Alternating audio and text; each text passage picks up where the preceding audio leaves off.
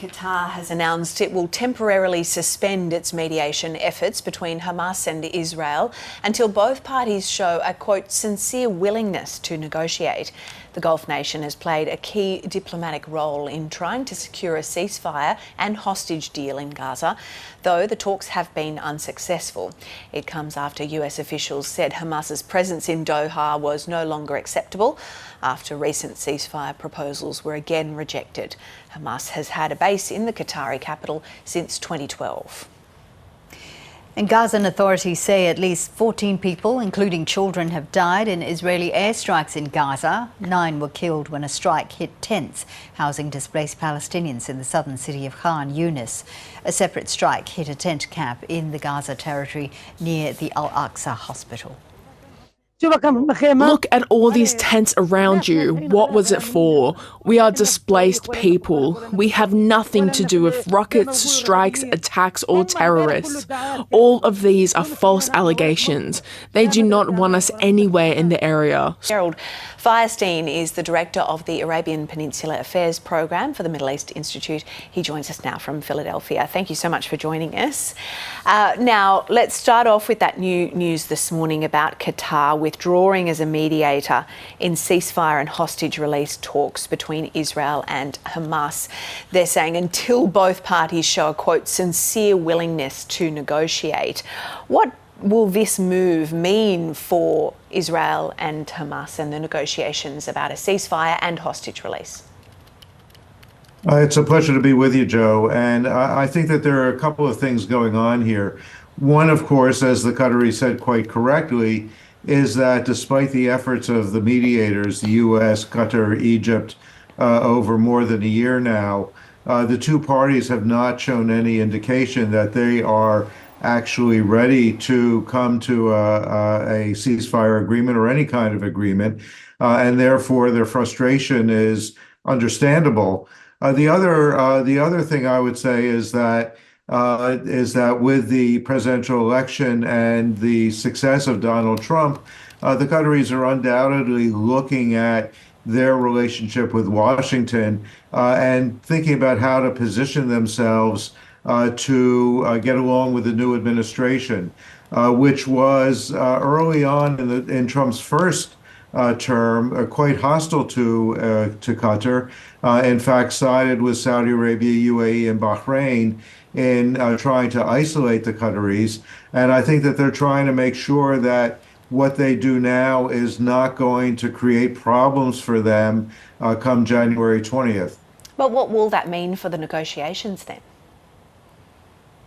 Well, it's a question about whether there's going to be a serious negotiation over the next 10 weeks in any event. It's not clear at all that the Israelis are not going to prefer to wait until Donald Trump is in office before they move forward, thinking that Trump is going to be more open to an Israeli position than the Biden administration has been. So it could very well be that these talks were going to go into hiatus anyway.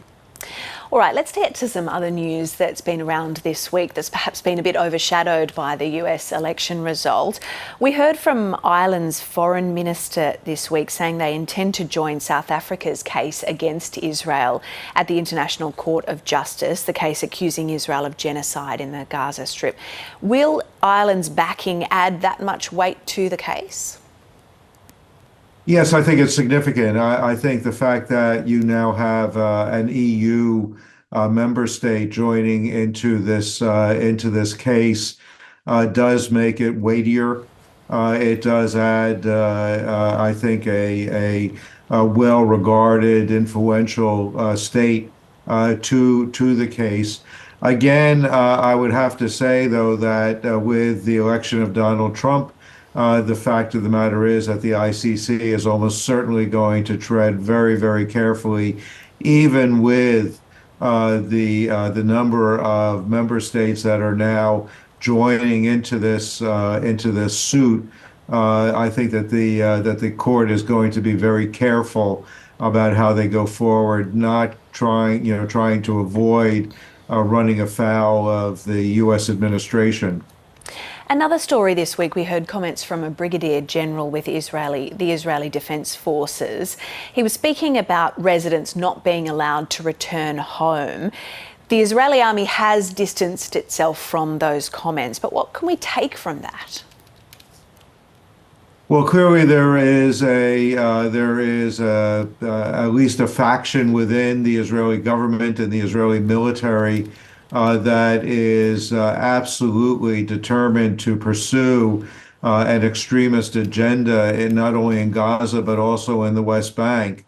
And this would be a reflection of that. There's been some talk and there have been statements from some of the extreme members of the Israeli government for the last year about not allowing Palestinians to move back to their homes, about establishing new settlements, about establishing permanent Israeli presence in Gaza again after many years of absence.